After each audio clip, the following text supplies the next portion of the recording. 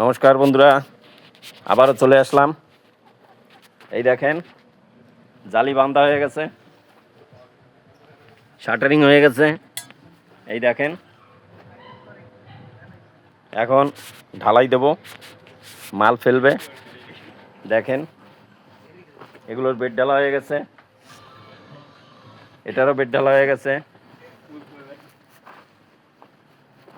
এদিকে দেখেন শাটারিং করেছি, এটাও এখন বেড ঢালবো।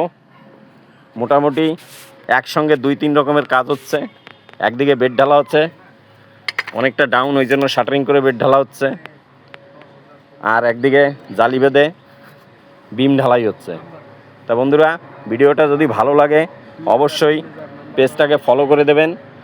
আর যারা ইউটিউবে দেখছেন তারা চ্যানেলটাকে সাবস্ক্রাইব করে দেবেন। দেখেন, অনেক অসুবিধায় আছি, মাঝে মাঝে কমেন্ট ব্লক হয়ে যাচ্ছে।